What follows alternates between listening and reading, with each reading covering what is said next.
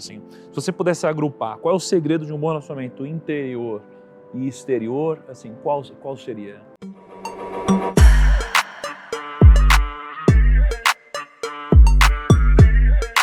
O que guarda a sua boca e a sua língua, guarda a sua alma das angústias. Então, o que a Bíblia diz?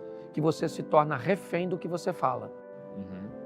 Depois que você falou, você é refém daquilo que você disse. Mas a proposta aqui é exatamente te expor a isso.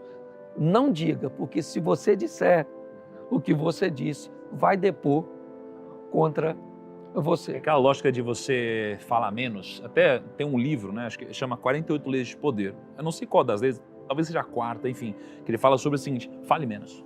Sim. Porque quando você fala menos, você não só aparenta ser mais sábio, aliás, na própria Bíblia diz algo como isso, né? Que Sim. até o tolo Quando fica quieto, é considerado sábio. é considerado sábio, né? Então fale menos. Assim, Sede né? prestes a ouvir, tardio no falar e mais tardio ainda irar-se. Porque preste atenção, a Bíblia diz, não vingueis a vós mesmos, amados, mas dai lugar à ira, porque minha vingança... Ué, mas a Bíblia está dizendo, dai lugar à ira?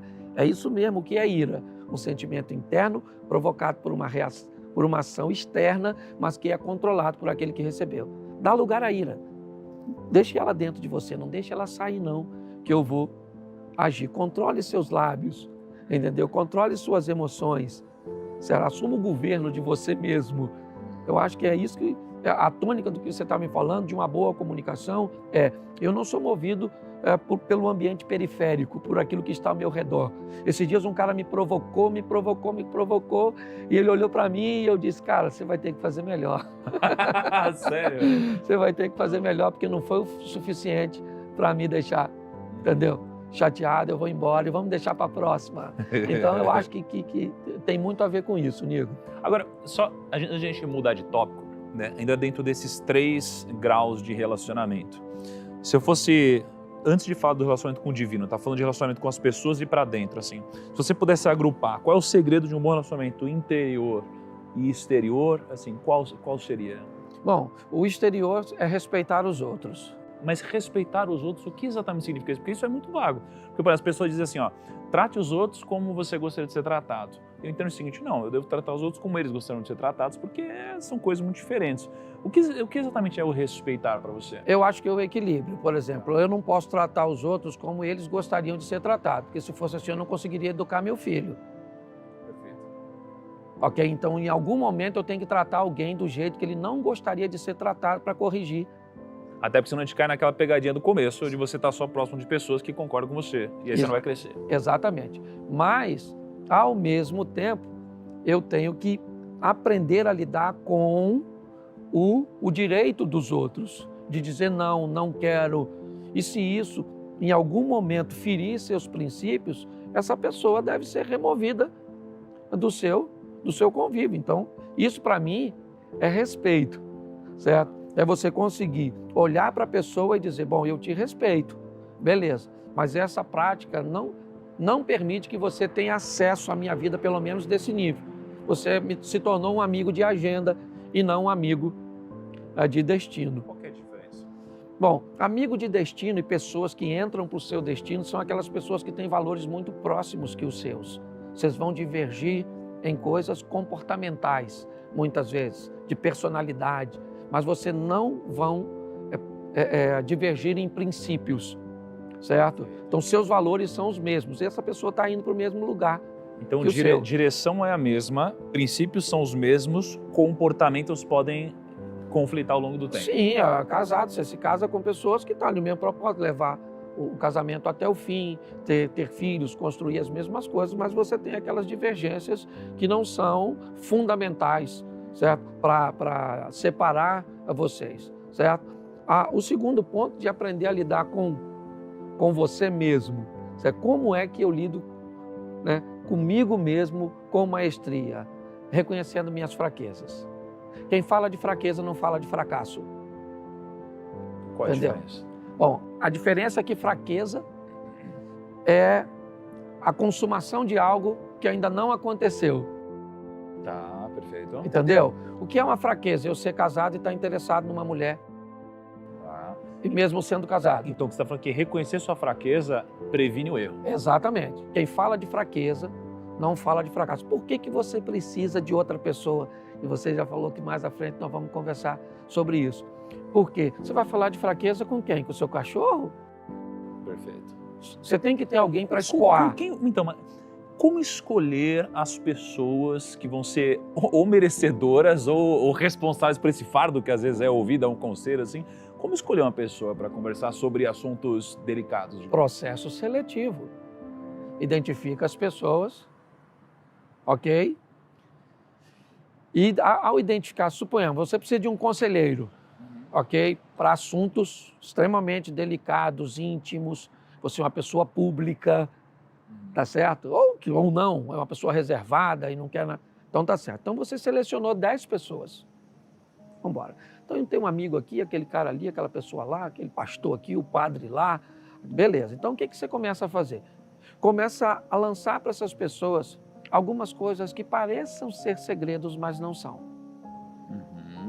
Certo? E você fique atento àquelas que permitem que isso vaze. Tá certo? Então você vai... Pequenos testes. Exatamente. Você não tem como conseguir um conselheiro para assuntos íntimos da noite para o dia. Perfeito. Certo? Então, se você começa a fazer esse processo seletivo, você vai, depois de uns 2, 3 meses, desses 10 você já eliminou uns 7. Você descobre o cara que não quer te ouvir, ele quer te manipular. Então você está falando que para você encontrar essa pessoa mais íntima, um conselheiro, realmente não é um processo. Claro. É um processo, Claro, é um funil. sim. Por que pessoas terminam a vida dizendo que a vida você só encontra 1 ou 2 amigos? Como é que alguém pode viver 60 anos e só ter um amigo nessa vida? Primeiro, ele precisa ter amigos de níveis. O cara que viaja com ele, que joga uma bola, que vai isso, que faz aquilo, que faz negócio. O cara que vai na casa dele, o cara que ele empresta dinheiro, o cara que dorme na casa dele, que abre a geladeira, que mexe na churrasqueira, certo? O cara que... Mas como é que você... Quanto mais perto do seu núcleo, mais tempo essa pessoa vai ter que levar para chegar. Certo? Então hoje o cara... Bom, você me apresenta um amigo e diz, pô, esse cara é seu amigo. E eu olho para o cara e digo, se você é amigo do Nico, você é meu amigo também. Que loucura é essa? Você tem seus parâmetros, eu tenho os meus. Então o grande problema é esse. Não deixa de ser um filtro, mas não é único, né? Ele pode passar algumas etapas, como eu falei, sim, mas não ir para um núcleo que você já frequenta. Se ele frequenta o seu, certo? Então, quando nós olhamos isso, nós vamos fazendo esse processo seletivo com as pessoas ao longo da história. Depois, você gostou do cara, você, pô, esse cara é um cara maneiro de viver na minha esfera de lazer. É um cara divertido, conta piada, é um cara que não é enjoado, a mulher dele é maneira, divide, sabe? O cara financeiramente é um cara que divide as despesas, então esse cara dá para viajar. Mas vamos supor que lá naquela viagem, lá naquele ambiente, ele bebeu um pouco mais, ultrapassou os limites, aí você descobre, esse cara não dá para ir para minha casa. Qual que é o limite? Qual que, digamos assim, é a cota de paciência com alguém que fere um princípio? Por exemplo, tem uma pessoa que você caminha com ela há muito tempo. Aí a pessoa ela feriu um princípio. Ela se arrepende, mas ela feriu um princípio. A gente deve manter essa pessoa no nosso núcleo, a gente deve ter uma cota máxima de permissão de erros que ela comete, porque todos somos humanos e vamos errar. Então, como lidar com isso? Eu acho que é levar para o nível, estabelecer uns nívelzinhos. Tá. Ela ultrapassou o limite, não deixa de puni-la da primeira vez. Você diz assim, é não deixar de cobrá-la sobre isso ou é voltar um nível e esperar de novo que voltar um nível. Por exemplo, onde ela fez isso? Na sua casa, isso te criou um desconforto? Passe a fazer as festas e não chamá-la mais na sua casa. Até ela reconquistar Até ela, ou ela vai vir e vai falar assim, olha, por que você não está me chamando para ir na sua casa mais? O que houve? Não, o que houve? Eu preciso te explicar isso assim, assim, assim, assim. E eu estipulei. Você tem ciência do que você fez foi errado? Não. Então, você precisa... Perfeito. Mas então deixa eu perguntar um negócio. Qual que é o grau de clareza que você acha que a gente deve ter num relacionamento? E aí eu vou me estender a todo tipo de relacionamento, tá?